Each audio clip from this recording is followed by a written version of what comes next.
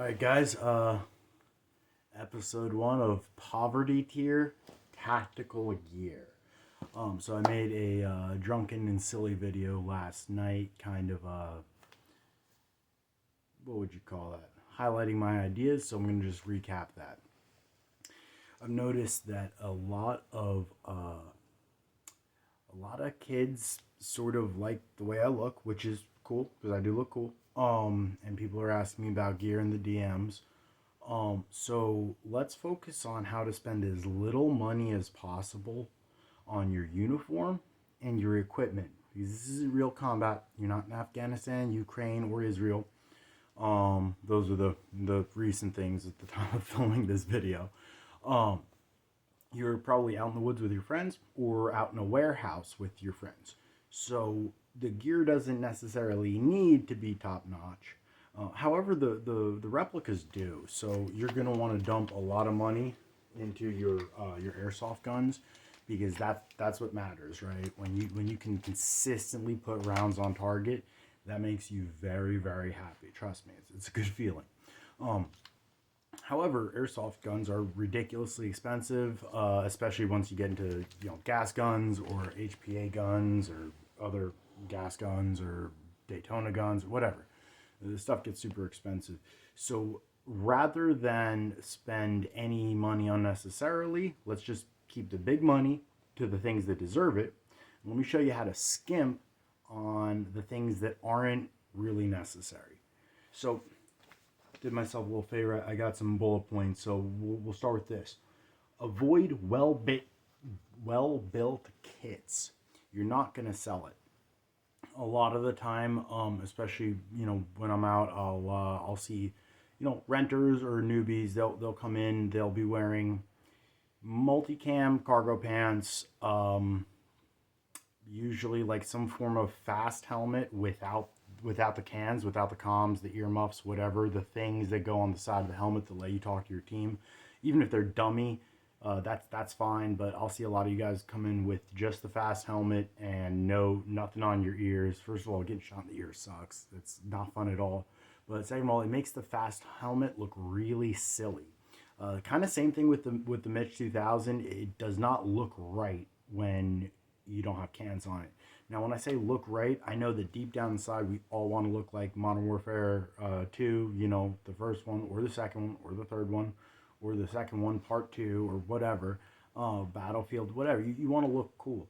But I'm going to advise against trying to build a real USGI, United States government issue, Army Marines kit.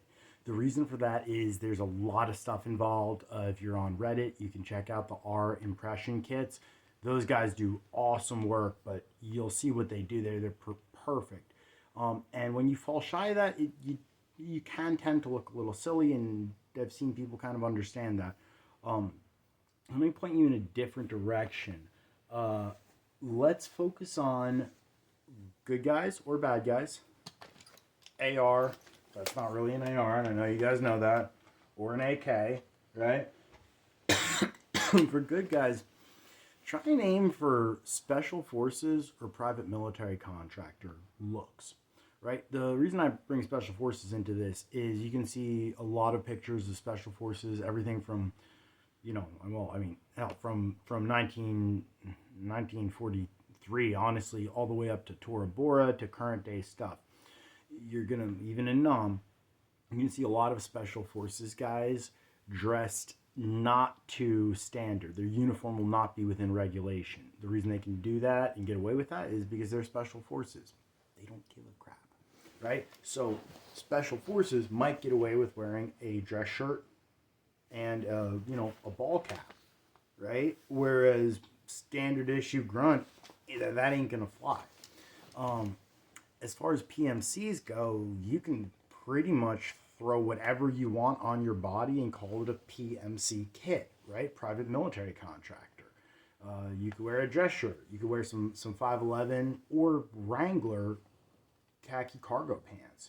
You can get away with a lot more when you're not trying to have 100% multicam everything, or God forbid, 100% ACU everything. That ACU is 20 years from now, it'll be really cool. All the hype beasts will get on it.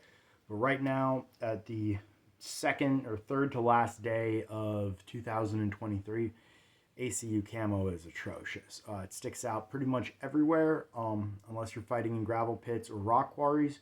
It's probably not. I mean, unless you want to do it, in which case, go ahead. It's really hard to kind of look like a proper 2012 75th Ranger Regiment soldier when you're a 15-year-old. I started the other video a little bit better. I mentioned I'm 26. I have access to grown-up money. I'm an adult.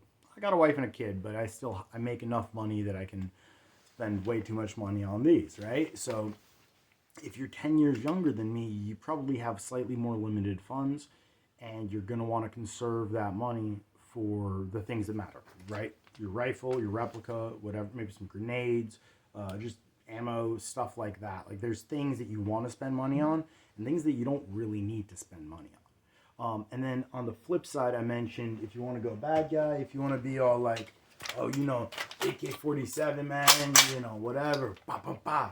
That's okay. There's ways to do that for even less money. So focus on, what did I write down here? Insurgents, rebels, freedom fighters, terrorists. I know it's a dirty word, but the good guys need somebody to shoot, right? So there's a lot of good guys and only a little bit of bad guys. That makes it so much more fun for both you, the bad guy, and them, the good guys, right? Because then they get to just shoot bad guys, right? That's all what we're doing. Or we could get involved in like political sciences and talk about who's the bad guys, who's the good guys. We're not doing that here. If you want to go with the AK route, there is a million different ways to make a beautiful AK suit, fit, whatever, without spending $200-300 on Russian uniforms. Not only like Russian uniforms, I mean, you can go, we're going to get into the thrift stores. I'm going to mention thrift stores like all over the place, but I can walk into any thrift store in America and pull out a very, very convincing bad guy fit and a pretty convincing PMC fit. And with 2 or 3 thrift stores plus some stuff I've got, I can do a really good special forces fit. But the bad guys are the easiest, man. You're talking about soccer or football jerseys, which is what they would call it, right? Football jerseys. Jeans, actually not so much. You're going to want to aim for joggers, especially if you're doing a Middle Eastern or like a Eastern European guy. You're going to want to aim more for joggers than for sweats. But I'll get into that next episode. I'm just kind of trying to introduce the idea to you guys about not spending too much money on the fit, spending more money on the rifle, and obviously iPro, but whatever other things, protective things that are going to help you rather than just looking cool. And we're even going to show you how to look cool with very little money down. What's the next bullet point? We already covered fast helmets. They look really silly unless you have ear pro / communications cans on your head. It leaves your head looking like that. And you got your big old ears sticking out, and then you get shot in them, and then you cry, and then airsoft's not fun anymore. Oh, right. An alternative option. So I mentioned ball caps earlier. There's nothing in here. The Green Devil Bump is something you can buy on Amazon for $10. I researched this just to make this video. Buy it on Amazon for $10, $9.95 or something. And what it is it's a hard plastic insert that slips into this. It's actually designed for construction sites, stuff like that, where you don't need a full hard hat, but you still want a little bit of protection. Well, guess what? You can use that in airsoft too. And then instead of catching a BB to your forehead, because that hurts, provided you wear your cap low enough, you can, well, this is probably a bad example because there's a lot of skin there, but it will cover that hole, and then you can minimize the ouchies. Whatever, you don't have to get it. Just look into it. It might be something that you like that allows you to wear your favorite baseball cap. I really like this one. It says, please be patient. You guys can read it. Let's switch over to PMC fits. We're going to talk about early global war on terror. Particularly my absolute favorite camouflage pattern, the tricolor desert camouflage uniform, also known as tricolor DCU. So this stuff was introduced, I want to say I'm going to say 81 along with M81 camo. I could be totally wrong about that. It might be 91. but doesn't matter. It didn't really You didn't really see it on TV until pre-invasion of Iraq 2003. So 99, 98, around there is when you started seeing people wear it. It is, as far as I'm concerned, it's the absolute prettiest camouflage pattern. It's comprised of three colors: a light tan, a darkish brown, and a very, very light green. I hope that's showing up on my camera. Yeah, you can see it. So your desert battle dress uniform, no, sorry, that's chocolate chip. Your desert camo uniform comes with tops and bottoms. I'm wearing the bottoms right now, along with a green top that I found at a thrift store for $6.99. These I also found. I'm not sure where I found them, but I couldn't have spent more than $5 on them. So they're all over the place, just like M81 camo is. The old baggy stuff. I'm not talking about Cry Precision in DCU. I'm not talking about Cry Precision in M81. The G3 pants. No. This stuff's like $5. Now it's switching over to Cry Precision. Cry Precision makes some awesome stuff. So does UF Pro, USF Pro, whatever. They make like $300 pants. I don't even have money for $300 pants. Okay, I buy a $300 gun and then I upgrade it another $300, and now I've got a really nice airsoft replica.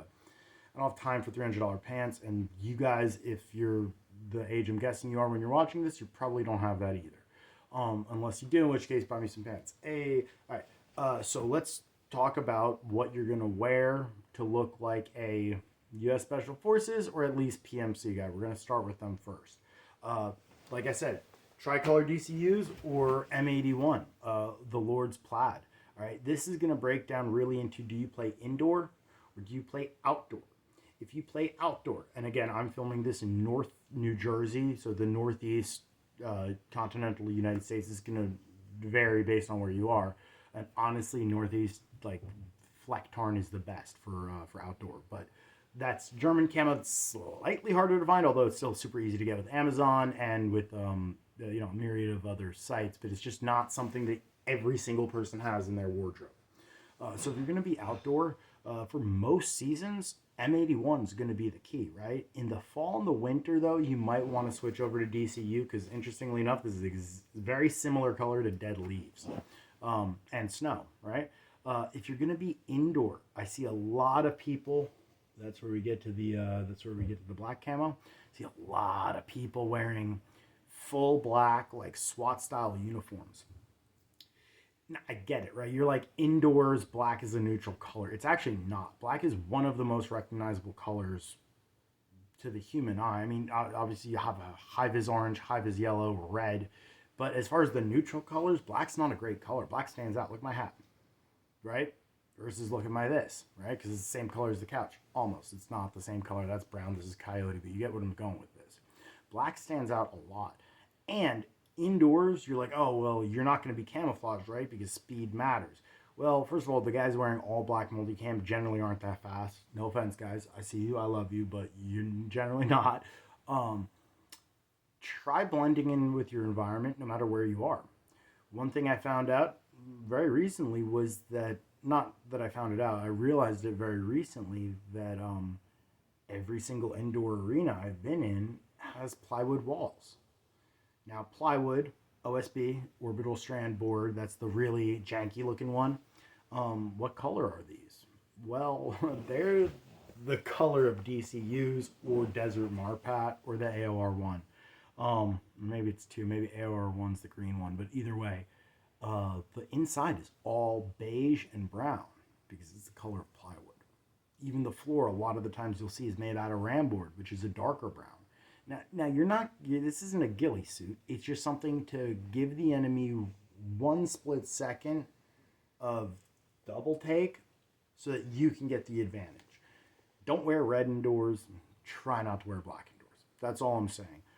And if you are going to wear black, you can do whatever you want, but I'd rather you not spend your money thinking that you need black camo or a full black outfit to play inside. And then same thing with outside. Stick with M81. It's super affordable. It's super cheap. It's everywhere. I can't. If I showed you what was over that way, there's just piles of nonsense, and half of it's M81 woodland camo. It's all over the place. It's very affordable, and it looks really good. I don't even want to get into like the cult, but M81's got a cult following. You show up to the field wearing multicam, it's like, yeah, it's another kid in multicam. You show up to the field wearing M81, it's like, ooh, my man knows what he's doing. So just take that into consideration.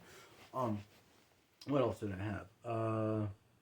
Oh, the other thing about black is there's a very special breed of kids whom I sometimes am and sometimes I'm not. It's going to be a black hoodie with a slim fit plate carrier and a dye mask. That's going to be a signature. They're usually going to have an AR with a short stubby killer stock with the HPA line. Those kids, they're really good usually. So just trying to avoid those guys.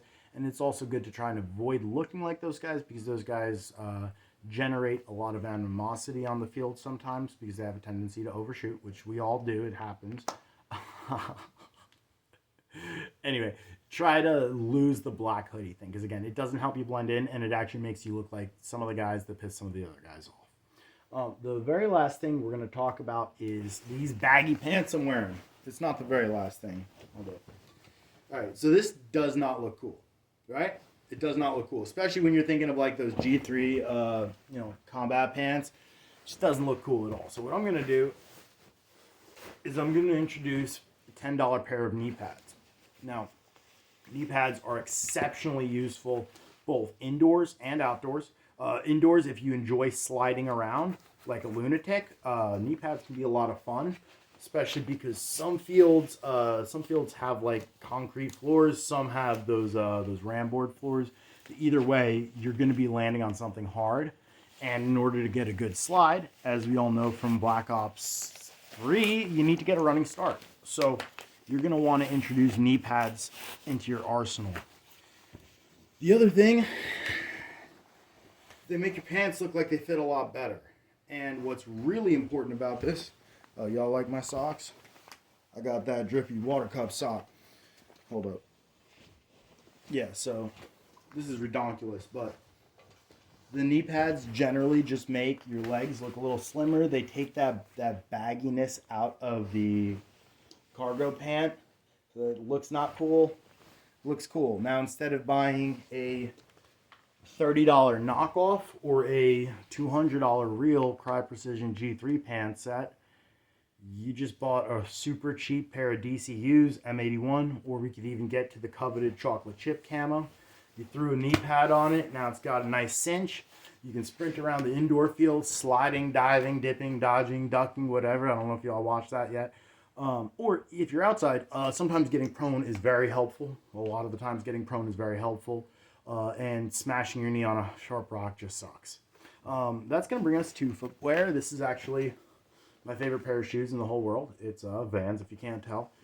These are great for indoor. They are not great for outdoor. So for outdoor, you're going to want to get like Merrell hiking boots. Everyone's like, oh, you got to spend $80 to $150 on hiking boots. You do not. You can go to Marshalls. Marshalls. I don't know where you live, but in the Northeast, they have Marshalls everywhere. It's a big blue M. They sell like knockoffs and one-off, not knockoffs, I'm sorry. They sell like one-offs, like factory imperfections. So let's say that this stitch was completely missing on this van. They would sell it at Marshall's, but instead of $80, it would be $20. So they do the same things with Merrells. You're going to be playing once, 2 times, 3 times a month. Again, you're not stationed in Afghanistan right now. You don't need the world's nicest pair of combat boots. If you're going to be playing a couple times a month, get yourself a $30 or $40 pair of Merrells. They are really comfortable. They offer great arch support, and they look really cool. Solomon's also, but they cost more, and I don't think Marshall sells them. If you're going to be indoors, focus on Vans or just any running sneaker. Ankle support, though, is good, though, because sometimes you'll, like, twist and slide on BBs, and that, you don't want to, like, sprain your ankle. That's not fun. So, yeah, get high top Vans. I couldn't recommend these more. These aren't the ones I'm currently playing because I really like these, but I've got a pair of really ratty ones that I do play in all the time, and they're awesome. The very last thing I have written down is iPro. So you're going to see 100 different airsoft gurus explain to you what iPro you should or shouldn't use. I'm going to say, yeah, mesh probably is not the safest bet. I would avoid that. Let's look at some alternatives. So again, there's indoor versus outdoor. Indoor, I'm going to recommend full face shield. This is actually, I should have grabbed the die first. This is your Dye i5 mask. It is the nicest mask I've ever owned for paintball or airsoft. It's for both, obviously, but this is nice as hell. So it fits over your head real, whoops.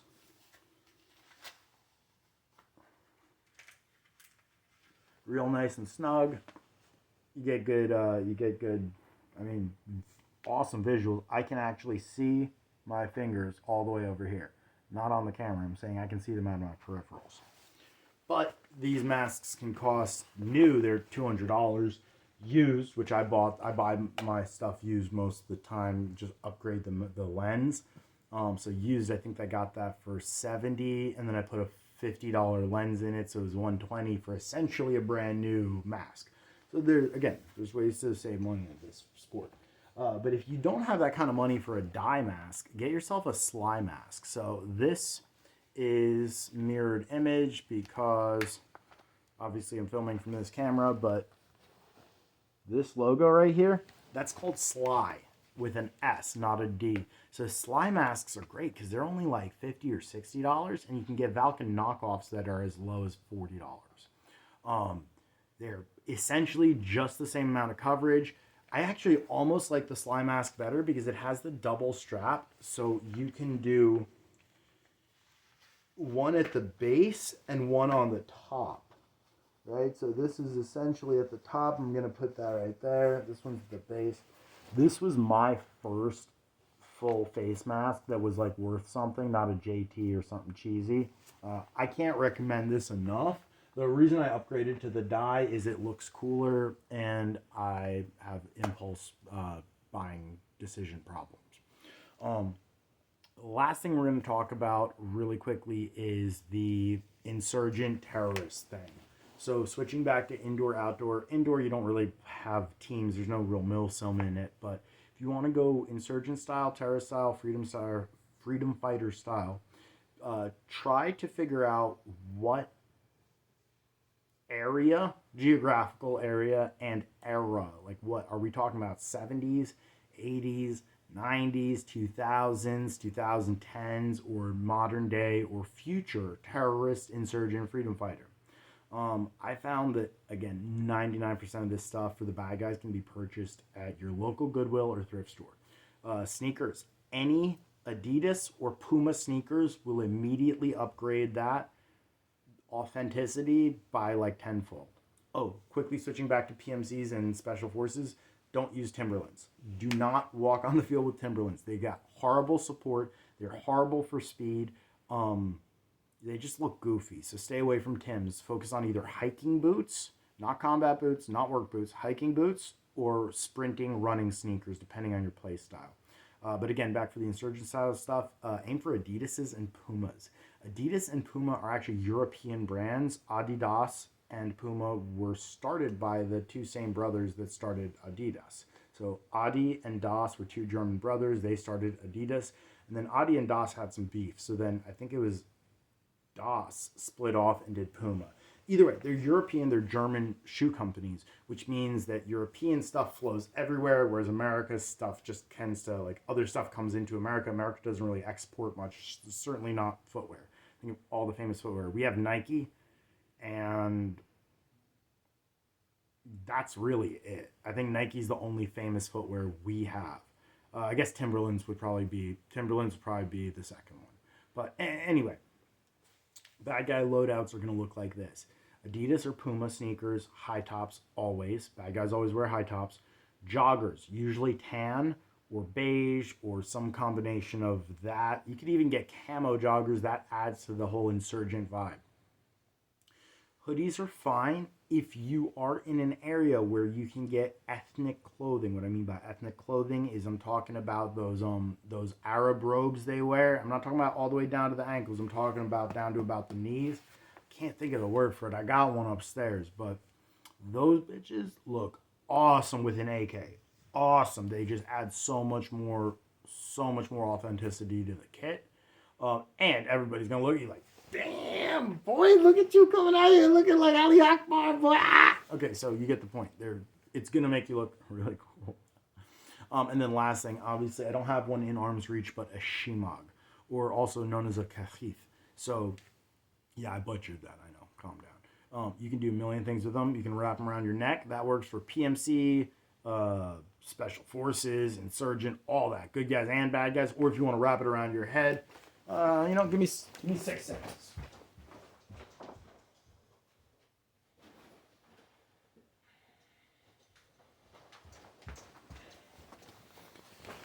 All right.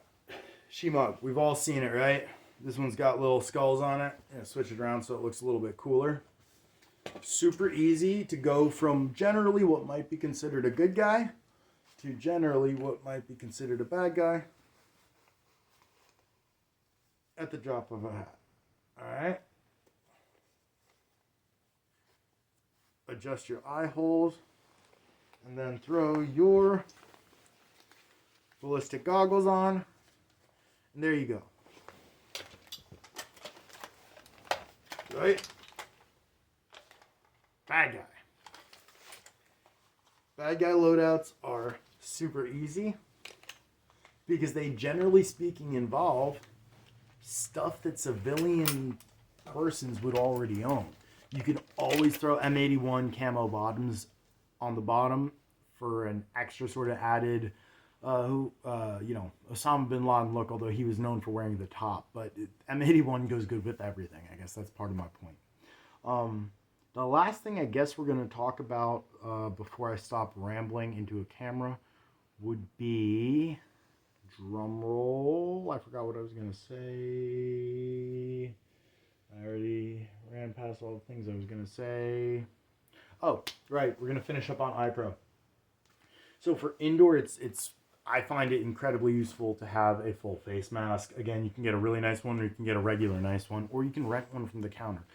For outdoors, it's not necessary. It's not as necessary. I'm not going to say it's not necessary at all. You can still chip a tooth. That is not fun at all. But it's not quite as necessary as super CQB combat. So I've seen a lot of people going off about the different goggles, different experiences they've had. I've only owned one pair of goggles in my life, and that's this, right? So this says actually says Heart. It is a Walmart brand. Okay, this cost me $11. So $11. This is ANZI 78.1 or whatever it is. This is rated to take an angle grinder disc, snapping in half and chopping into the glass without taking your eyes out. This is incredibly strong stuff. It's also anti-fog, and the very best part. Sorry, one second.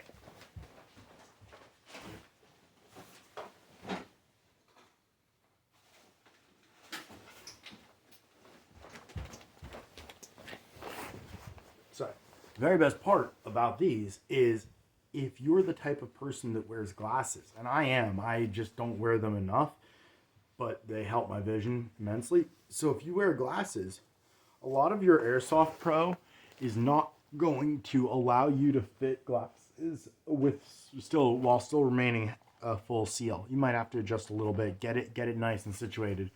But I can see perfectly. I have all the protection for my construction goggles, and I've got all the vision for my prescription eyeglasses. Now this is doable under a dye mask or a slime mask. It's just a little bit less comfortable. These are incredibly comfortable to wear, and again, they're super affordable, and they're rated for, job sites. They're OSHA approved, they're all that.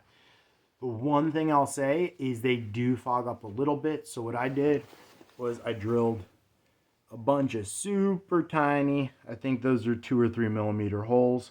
Again, 6 millimeter BB, so you're good. And it's also on the top and on the bottom, not in the front. You'd never drill into your eyebrow, that would be ridiculous.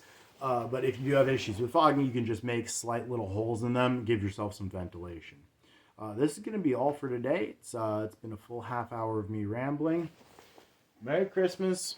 Happy New Year, and you guys stay safe. Oh, wait, real quick. If you like this, please like and subscribe. That lets me know if I should keep doing these things. If you guys want to see me walk through thrift stores and pull out Insurgent and PMC loadouts, respectively, leave a comment, talk to me. Let me know that this isn't being totally wasted, all right? Peace and love, brother.